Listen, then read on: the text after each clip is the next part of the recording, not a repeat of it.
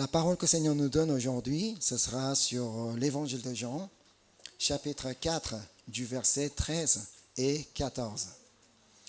Aujourd'hui, ça sera sur l'évangile de Jean, chapitre 4, du verset 13 à 14. Comme ça ne fait que 2 versets, on va tous lire ensemble. Donc lisons. Jésus lui répondit, « Quiconque boit de cette eau aura encore soif. Mais celui qui boira de l'eau que je lui donnerai n'aura jamais soif, et l'eau que je lui donnerai deviendra en lui une source d'eau qui jaillira jusque dans la vie éternelle. » Amen.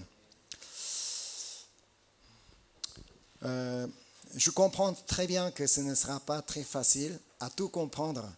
Et moi, personnellement, ce n'est pas toujours facile de préparer une prédication en français.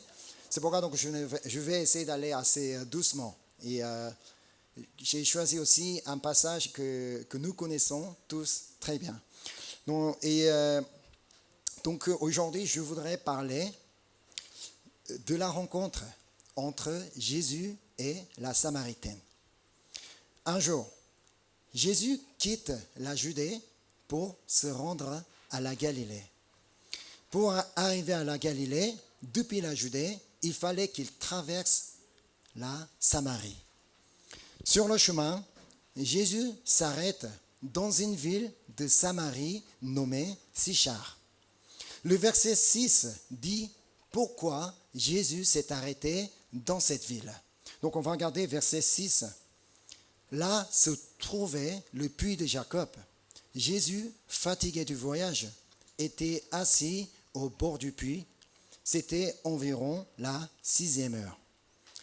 Comme Jésus était fatigué, comme nous venons de lire, Jésus était fatigué, donc il voulait se reposer au bord d'un puits. Et c'était environ la 6e heure. La 6e heure, c'est à notre heure actuelle, c'est vers le midi.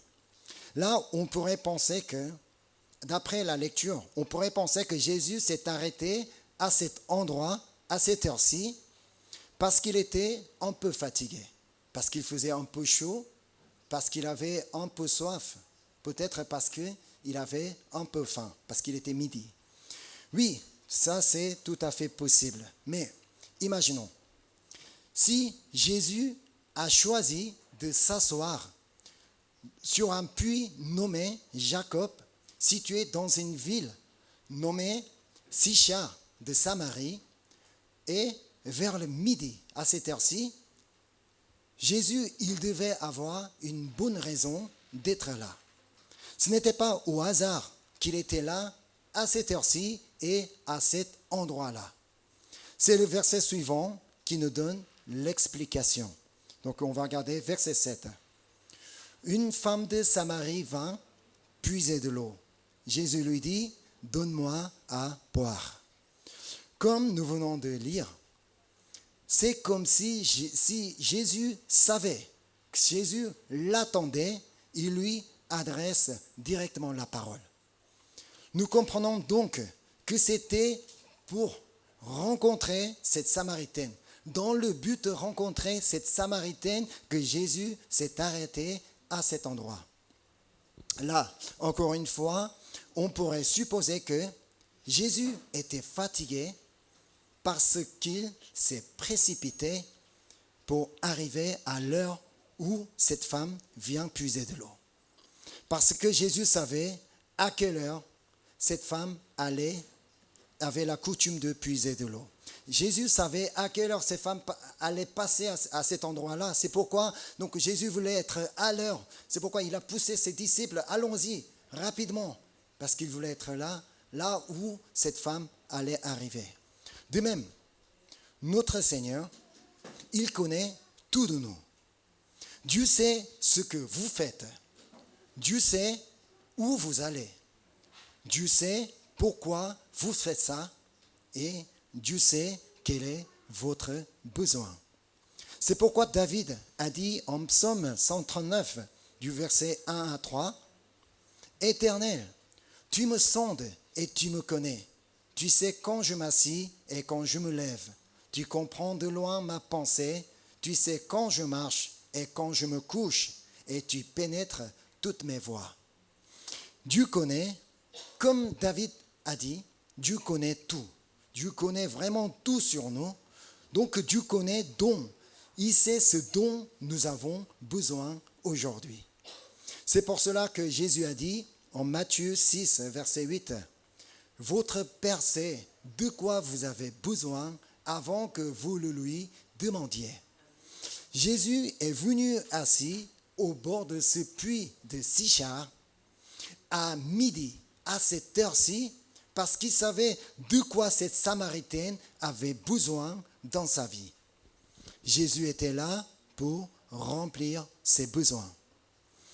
Mais lorsque Jésus lui a adressé la parole, la femme lui répond ainsi. Donc on va regarder verset 9.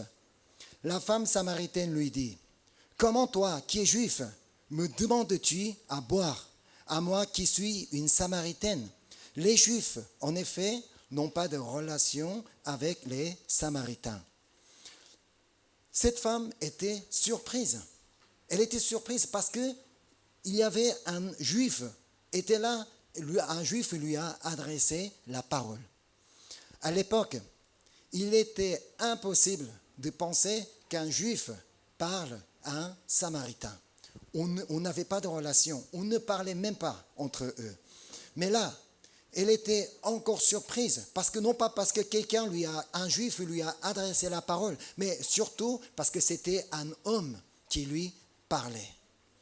Comme vous le savez, comme vous connaissez cette histoire, jusqu'à là, cette femme, cette Samaritaine, courait toujours derrière les hommes afin de remplir ses besoins.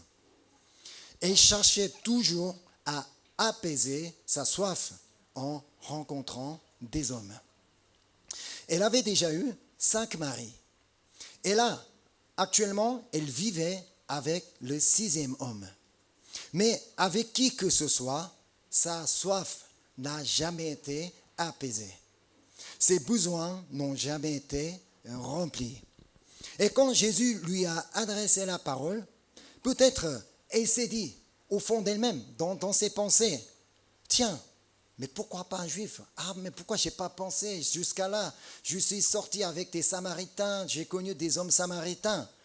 Mais peut-être un Juif, il peut être différent. Un Juif, peut-être il pourra me satisfaire. » Alors Jésus lui dit, mais calme-toi là. Mais je ne suis pas là pour être ton 7e homme. Non, je ne suis pas là pour ça. Mais écoute bien. Donc c'est ce que Jésus dit ensuite, verset 10.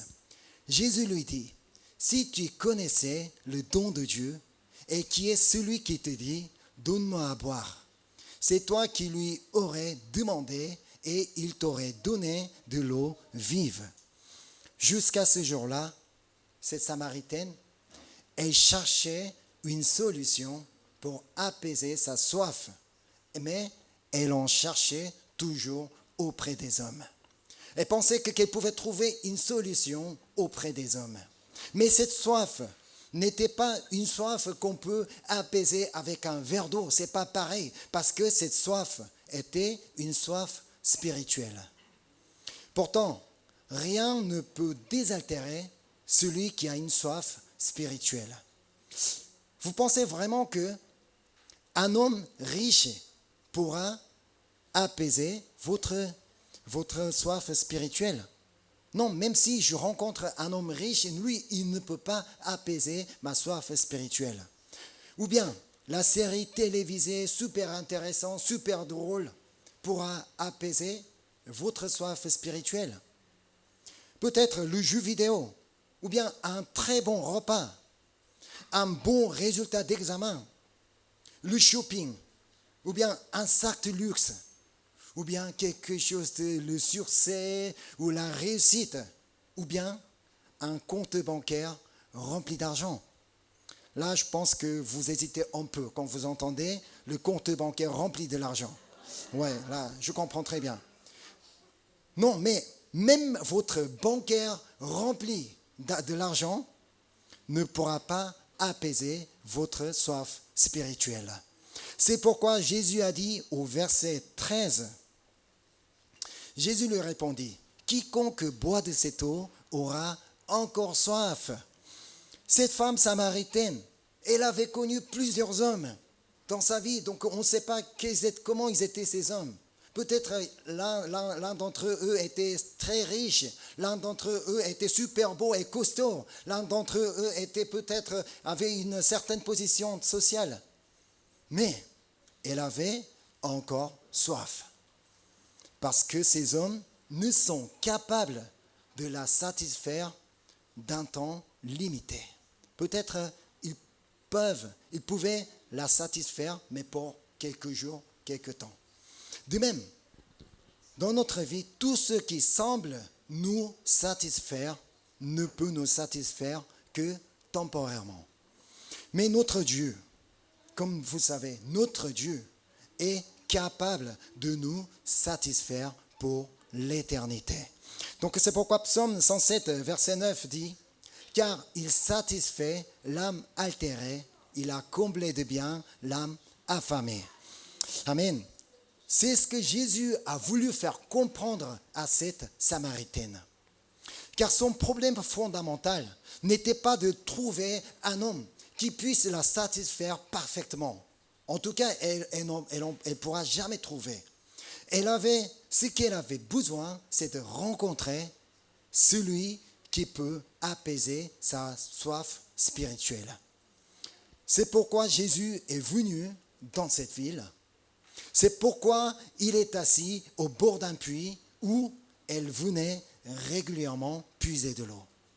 Alors Jésus lui dit, au verset 14 du texte aujourd'hui, « Mais celui qui boira de l'eau que je lui donnerai n'aura jamais soif, et l'eau que je lui donnerai deviendra en lui une source d'eau qui jaillira jusque dans la vie éternelle. » Alors, le seul moyen par lequel on peut apaiser notre soif spirituelle, c'est de boire de l'eau que Jésus nous donne. Car cette eau deviendra en nous une source d'eau qui jaillira jusque dans la vie éternelle. Alors, on peut se demander, qu'est-ce que cette eau que Jésus nous donne? C'est quoi cette eau? C'est Evian, Boulevik? Non, c'est pas ça. Qu'est-ce que cette eau que Jésus peut nous donner? C'est simple. C'est tout ce qui vient de Dieu. Tout ce que Dieu nous donne. C'est ça l'eau que Jésus nous donne. Tout ce qui vient de Dieu, que le monde ne peut pas donner, peut apaiser notre soif spirituelle. Car Dieu est le seul qui connaît ce dont nous avons vraiment besoin dans notre vie. Dans ce cas, qu'est-ce que Dieu donne? Alors, qu'est-ce que Dieu donne pour satisfaire notre âme? Est-ce qu'il donne l'argent pour nous satisfaire? Est-ce qu'il nous donne le succès? Est-ce qu'il donne quelque chose? Non. Ce que Dieu nous donne pour nous satisfaire, nous appelons ça la grâce. Dieu nous donne sa grâce afin d'apaiser notre soif spirituelle.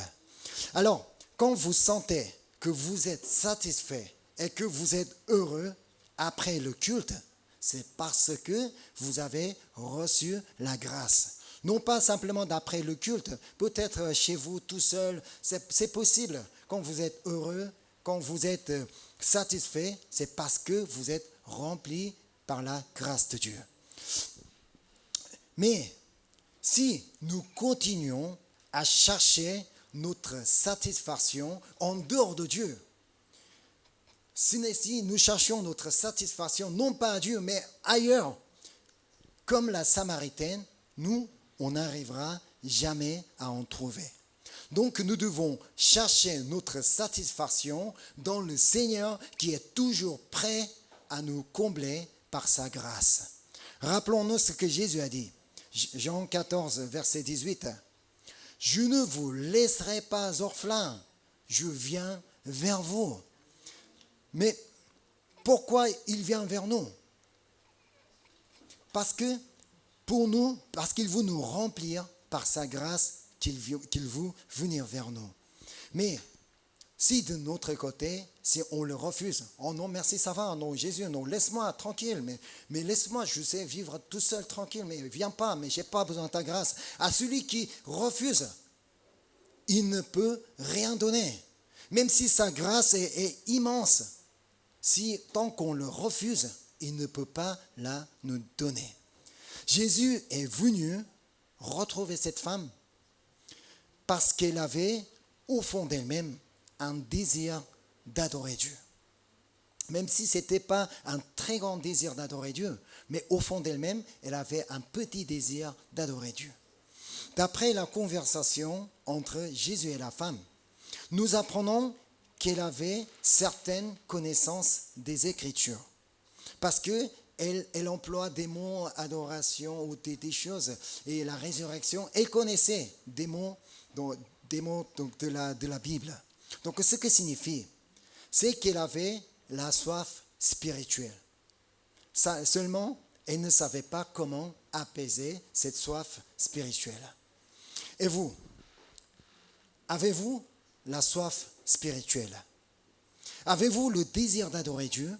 Avez-vous le désir de le mieux connaître? À ceux qui ont soif spirituelle, Dieu donne sa réponse en Ésaïe 55. On va lire Ésaïe 55 du verset 1 à 3. Ô vous tous qui avez soif, venez aux eaux, même celui qui n'a pas d'argent. Venez acheter et manger. Venez acheter du vin et du lait sans argent, sans rien payer. Pourquoi pesez-vous de l'argent pour ce qui ne nourrit pas? Pourquoi travaillez-vous pour ce qui ne rassasie pas? Écoutez-moi donc, et vous mangerez ce qui est bon. Et votre âme se délectera des mets succulents. Prêtez l'oreille et venez à moi, écoutez, et votre âme vivra. Amen. Nous n'avons aucun prix à payer pour écouter la parole de Dieu. Parmi vous, est-ce qu'il y a quelqu'un qui a payé pour venir écouter la parole de Dieu aujourd'hui? Non, personne. Ce n'est pas comme l'école où on doit payer le frais d'inscription pour écouter des enseignements. Non. Nous, on peut écouter. Donc la question, comment on peut écouter la parole de Dieu? On peut l'écouter lors d'un culte comme ça, comme aujourd'hui. On peut écouter par la prédication qu'on peut écouter la parole de Dieu. Mais il existe une façon beaucoup plus simple. Même tout seul, c'est possible. C'est en lisant la Bible que nous pouvons entendre la parole de Dieu. Parce que la Bible est la parole de Dieu. Amen. Nous n'avons aucun prix à payer pour lire la Bible. Est-ce que quelqu'un vous demande de payer pour lire la Bible? Oh, mais tu as lu la Bible, donc tu dois payer. Non, personne ne demande ça. Peut-être un jour viendra, on sera interdit de lire la Bible. Peut-être un jour, on va devoir payer pour lire la Bible. Mais pour le moment, ça ne coûte rien du tout pour manger et boire ce que Dieu nous donne. Notre Dieu est toujours prêt à nous donner sa grâce par ses paroles. C'est lui. Le problème, c'est nous qui n'en cherchons pas. Nous, on ne cherche pas la grâce de Dieu. On ne demande pas la grâce de Dieu. C'est pourquoi Dieu ne peut pas nous donner la grâce. Alors que ça ne coûte rien pour apaiser notre soif spirituelle. Mais pourquoi cherchons-nous toujours ailleurs la solution avec nos frères? Nous n'avons qu'à demander à Dieu. Demandez à Dieu qu'il vous donne sa parole, afin que cette parole devienne en vous une source d'eau qui jaillit jusque dans la vie éternelle. Oui, seul Dieu est capable d'apaiser votre soif spirituelle. Amen. Dieu est le seul capable de remplir vos besoins. Amen. Dieu est le seul capable de vous satisfaire sans limite. Amen. Alors, déclarons-nous tous ainsi. Tu es tout pour moi. Sans toi, je ne peux vivre. Donc, nous allons confesser ainsi avec la louange. Donc, venez l'équipe de louange. avec un chant que nous connaissons donc très bien. J'aimerais que nous puissions en chanter de tout notre cœur. Et je vous invite, pour ceux qui ne savent pas chanter en français, chanter en coréen. Donc c'est pourquoi j'ai choisi un chant qu'on peut chanter aussi en même temps en coréen. Donc le vide que vous sentez dans votre cœur. Donc nous, chacun de nous peut sentir le vide dans notre cœur. Ce vide ne peut être rempli que par la grâce de Dieu. Rien d'autre ne peut remplir le vide qui est en nous. Parce que le vide que vous sentez en vous, c'est ça, c'est ce qu'on appelle le soif spirituel. Croyez que Dieu donne sa grâce à tous ceux qui en désirent. Alors aujourd'hui, nous n'avons qu'à désirer sa grâce. Seigneur, tu es tout pour moi. Sans toi, je ne peux vivre. C'est pourquoi j'ai besoin de ta grâce, Seigneur. Remplis-moi de ta grâce. Donne-moi ta grâce. Et il vous en donnera. Et le vide de votre cœur sera totalement rempli par sa grâce. Et votre soif spirituelle sera totalement apaisée par sa grâce. Amen. Nous allons chanter maintenant ce chant.